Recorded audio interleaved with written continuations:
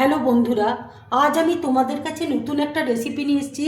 আজ আমি দইয়ের হালুয়া বানিয়ে তোমাদেরকে দেখাবো। এই দইয়ের হালুয়া তৈরি করতে দেখো আমার কী কী লাগছে, তোমাদেরকে দেখো দেখিয়ে দিচ্ছি।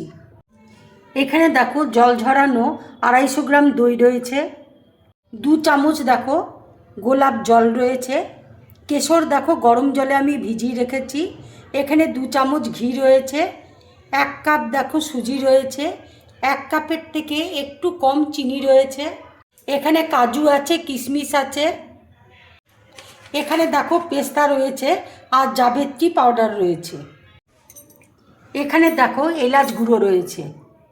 এবার দেখো কড়াইয়ের মধ্যে আমি 2 চামচ দেখো ঘি দিয়ে দিচ্ছি।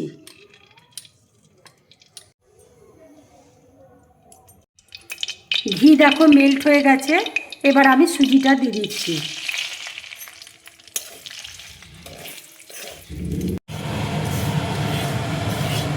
সুজিটা দেখো একদম সোনালি কালার করে আমি ভাজবো। সুজিটা দেখো সোনালি কালার করে আমি ভেজে নিয়েছি। এবার আমি গ্যাসটা অফ করে দিচ্ছি। এবার আমি দইটা দেখো দিয়ে দেবো। এবার দেখো দইটা আমি দিয়ে দিচ্ছি।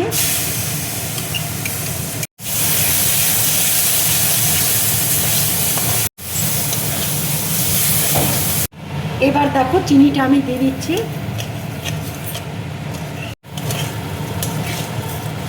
এবার আমি গ্যাসটা জ্বালিয়ে দিচ্ছি।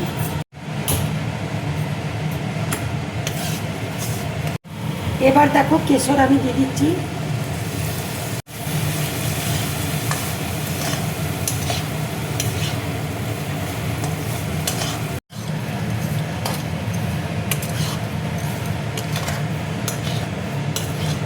গোলাপ জল দেখো দিয়ে দিচ্ছি।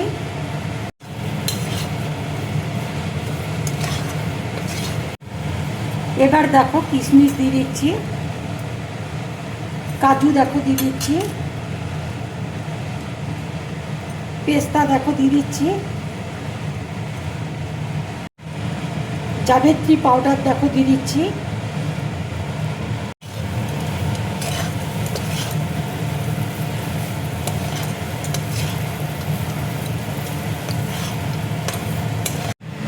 এবার দেখো এলাচ গুঁড়ো আমি দিয়ে দিচ্ছি।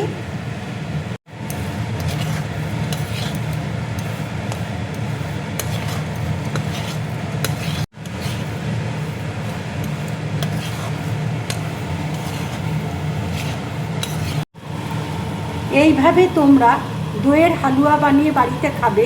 খেয়ে আমাকে অবশ্যই কমেন্টস করে তোমরা জানাবে তোমাদের কেমন লাগলো। হালুয়াটা দেখো হয়ে গেছে, এবার আমি গ্যাসটা অফ করে দেবো। এইভাবে তোমরা দইয়ের হালুয়া বানিয়ে বাড়িতে খাবে।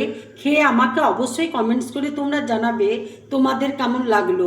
যদি আমার এই রেসিপিটা তোমাদের ভালো লাগে তাহলে লাইক করবে, শেয়ার করবে আর ড্রিম ব্লগ চ্যানেলটাকে সাবস্ক্রাইব করবে। তোমরা বেশি করে কমেন্টস করবে, তাহলে আমার খুব ভালো লাগবে। নমস্কার।